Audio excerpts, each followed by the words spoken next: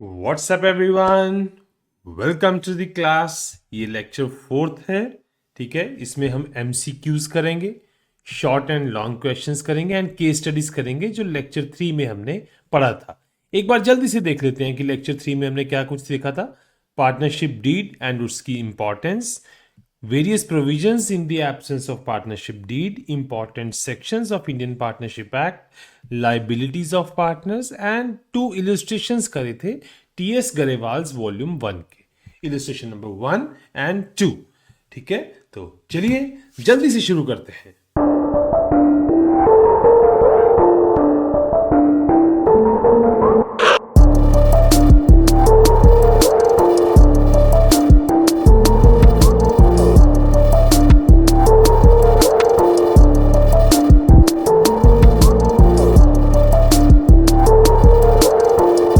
First question, partnership deed is a dash document.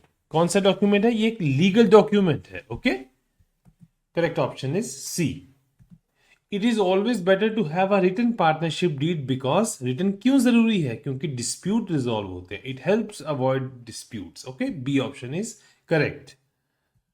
In absence of partnership deed, provisions of Partnership Act 1932 applies. Correct option is B.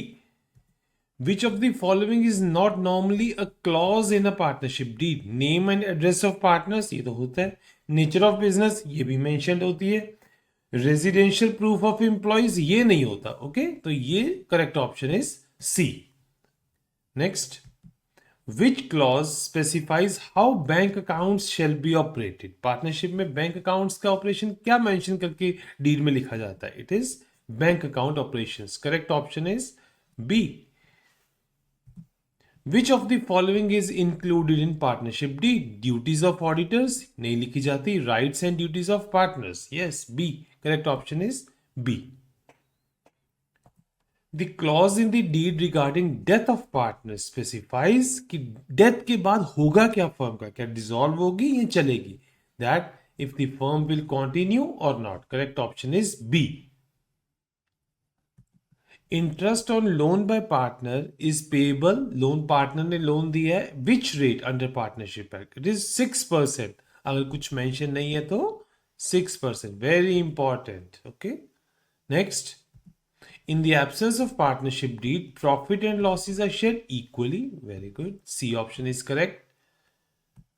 Interest on capital is dash under the act if deed is silent. अगर deed silent है तो partnership act के अंदर भी interest on capital allowed नहीं है। Okay, C option is correct.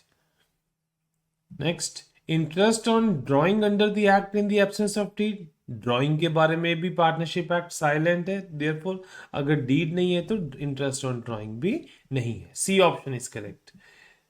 Next, remuneration to partners in absence of deed. कुछ salary commission नहीं मिलेगा अगर डीड में नहीं लिखा तो, not allowed. Okay, a new partner can be admitted only with the. New partner को एडमिट करने के लिए सबकी कंसेंट चाहिए। Okay, correct option is C.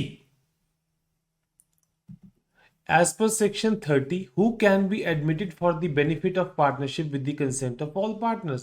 Section 30 deals with the minors. Okay, minor को benefit के लिए आप add कर सकते हो। Correct option is A. Under section 32, partner can retire. 32 retirement के related है, notice देना पड़ेगा तभी आप retire होगे। Okay, with the consent of other partners, yes, और agreement। आपको नोटिस देना पड़ेगा, सारे पार्टनर्स एग्री करेंगे तो आप रिटायर हो जाओगे। ठीक है, okay. Next, under section 69 registration of partnership. 69 के अंदर जो रजिस्ट्रेशन है वो ऑप्शनल है। ठीक है, बट अगर आप रजिस्ट्रेशन करवाते हो तो आपको बेनिफिट्स मिलते हैं कि कल को आप डिस्प्यूट कोर्ट में लेके जा सकते हो। Option is B. Okay, under section 35 firm is dissolved on death of partner unless. देखो, बाय डिफॉल्ट डिसॉल्व्ड है, अगर पार्टनरशिप डीड में मेंशन्ड है तो कोई बात नहीं। Deed specifies otherwise. C option is correct. A partnership deed generally mentions that accounts are closed on generally 31st March. Okay, If a partner earns profits using firm's property for personal use, no, no, no, no, it is not allowed. अगर earn करा है तो firm को लौटाना पड़ेगा. Paid to the firm. Correct option is C. If partner carries on competing business without consent, अगर कोई partner बिना consent के same business कर रहा है तो profit earn उसको वापस करना पड़ेगा. It is paid to the firm. Yes, correct option is C. If partnership deed is silent on interest on loan, अगर interest on loan, what happens if firm makes no profit? देखो, अब ये मान के चलते हैं कि ये लोन की बात कर रहा है कि पार्टनर ने दिया है, ओके. फर्म ने कोई प्रॉफिट नहीं हुआ, फिर भी लोन तो देना ही पड़ेगा, okay. Therefore what will be the correct option? C. Interest allowed even if there is loss, okay. A partnership deed can be change. Yes, आप चेंज कर सकते हो. सारे पार्टनर्स एग्री कर जाए तो चेंज हो जाएगी. Whenever partners agree. C option is correct. If deed is silent on profit sharing but partners contribute capitals unequally, देखिए अगर प्रॉफिट शेयरिंग पे साइलेंट है तो इक्वल होगा, कैपिटल्स की कोई बात नहीं आएगी, ठीक है. Shared equally. Correct option is B. When is interest on capital payable to partners? Interest on capital देखो अगर तो डीड में मेंशन है तभी मिलेगा, अदरवाइज मिलता नहीं, ओके. क्योंकि पार्टनरशिप एक्ट में तो उसका प्रोविजन है नहीं है, तो डीड में मेंशन होना चाहिए. If deed provides for it, B option is correct. In the absence of deed, partners are entitled to. अगर deed नहीं है तो interest on capital नहीं मिलेगा, remuneration नहीं मिलेगी, bonus नहीं, equal share. Yes, C option is correct. Which of the following is a useful purpose of partnership deed? It helps avoid legal formalities, replaces partnership act, reduces accounting, defines responsibility. Yes. This is, it defines responsibilities and resolves disputes. Correct option is B. Which clause defines how goodwill will be valued during admission? Yes, goodwill की valuation होगा जब constitution change होगा. हमने already पढ़ लिया है. तो कौन सा clause आएगा? पार्टनरशिप डीड के अंदर आपको वैल्यूएशन ऑफ गुडविल का क्लॉज लगाना पड़ेगा, okay. Correct option is C. A firm में continue after death. After death के बाद तो वैसे डिसॉल्व हो जाता है, बट अगर डीड में आप मेंशन करवा दोगे कि कंटिन्यूएशन होगा तो हो जाएगा, okay. The partnership deed allows. Correct option is C.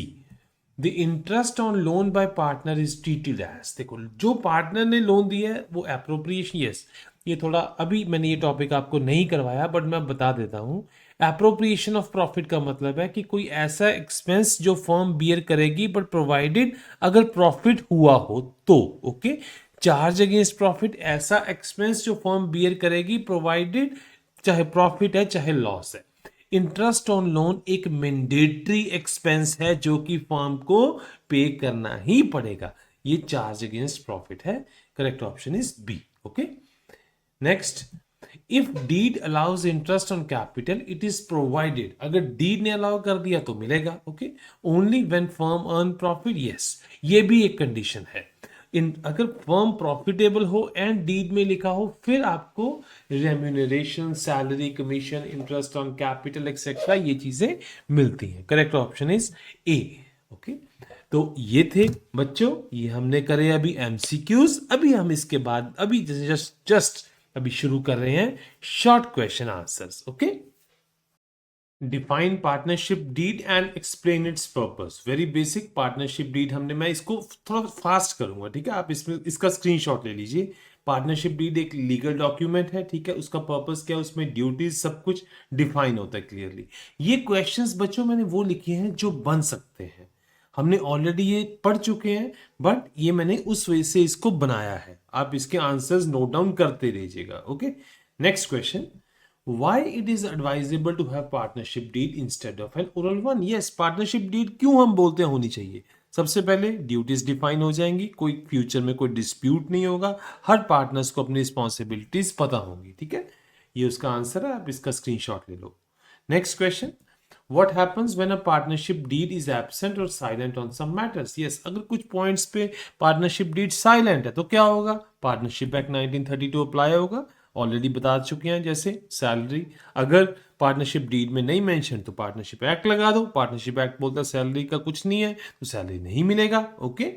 Next, explain any 5 important clauses generally included in the partnership deed. Important clauses: profit sharing ratio, address of the firm, nature of the business, capital contribution, ये सारे कुछ important clauses ही है ना, ये आप easily mention कर सकते हो. अब इसमें तो कुछ डाउट नहीं है आपको.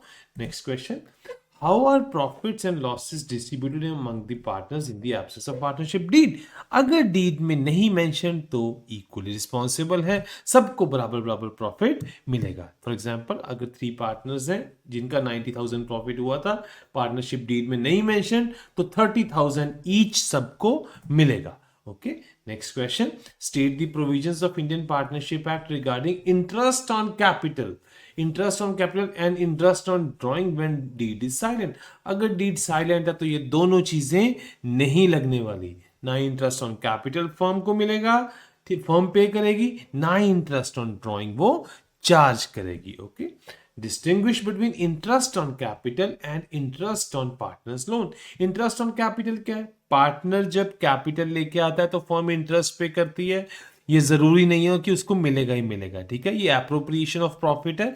प्रॉफिट होने पे मिलता है प्रोवाइडेड ये पार्टनरशिप डीड में ये मेंशन करा गया हो. But interest on partner loans ये मैंडेटरी एक्सपेंस है, चार्ज अगेंस्ट प्रॉफिट है. फर्म को चाहे जितना मर्जी घाटा हो जाए उसको ये पे करना ही पड़ेगा. बच्चों एक चीज बताऊं, फर्म एक्चुअल में पे नहीं करती बट बुक्स में पेमेंट हो जाता है. पार्टनर का कैपिटल अकाउंट बढ़ा देती है जितना उसका, सॉरी कैपिटल अकाउंट नहीं, पार्टनर का लोन अकाउंट. ये आगे जाके मैं आपको बताऊंगा कि जब कोई पार्टनर लोन देता है, ठीक है, तो जो उसका इंटरेस्ट है वो भी लोन में ही ऐड हो जाता है रेदर देन पार्टनर्स के कैपिटल में. ओके.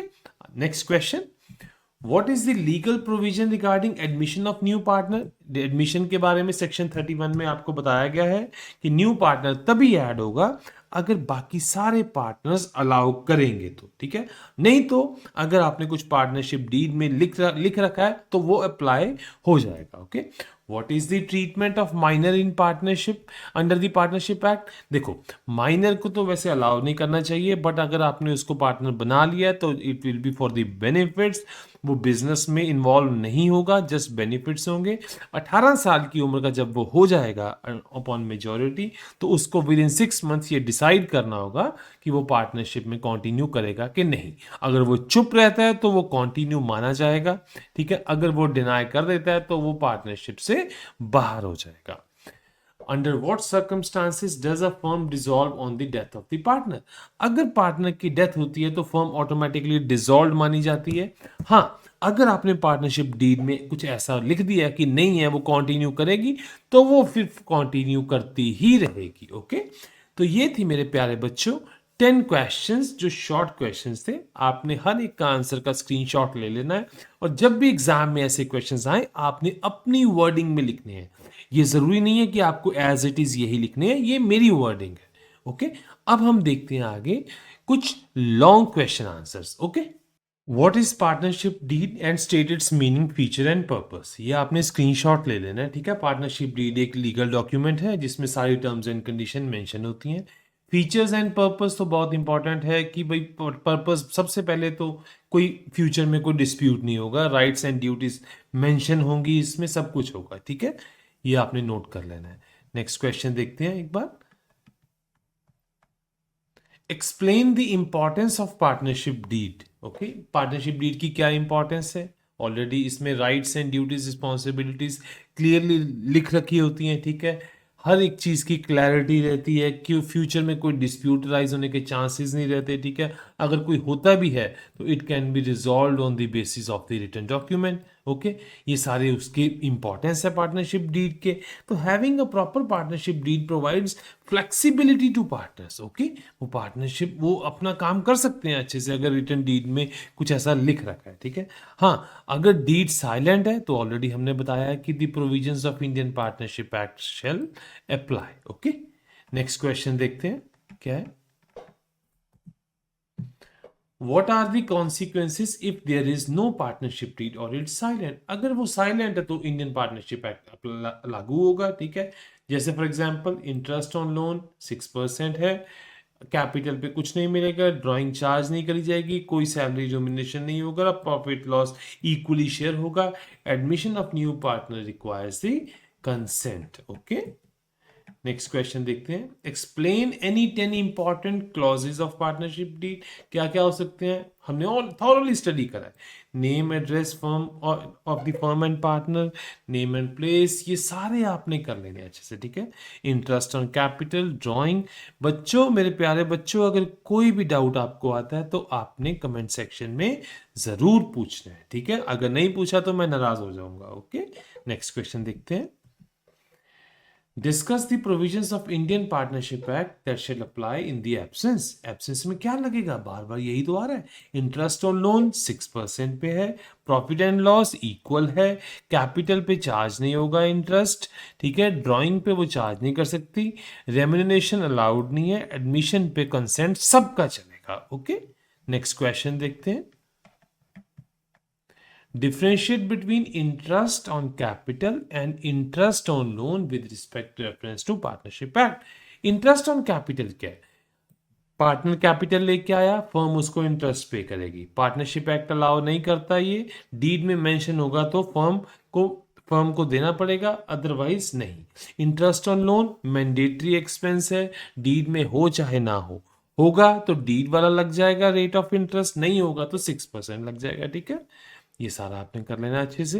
नेक्स्ट क्वेश्चन देखते हैं, explain the legal provision regarding admission retirement of partner. Admission के लिए मैंने आपको बताया सेक्शन 31 है, ठीक है। उसमें क्या है, सारे कंसेंट चलेगी सब पार्टनर्स की। ओके, अगर तो एडमिशन करवाना है किसी का, रिटायरमेंट के लिए नोटिस देना पड़ेगा, सेक्शन 32 में ये वेल डिफाइंड है। ओके, नोटिस देना पड़ेगा, और अगर कुछ पार्टनरशिप डीड में लिख रखा है तो वो उसको फॉलो करना पड़ेगा। ओके, नेक्स्ट क्वेश्चन देखते हैं, state and explain the legal provision relating to minor. Minor कौन से सेक्शन में डील करता है, 30 under section 30 of Indian partnership act.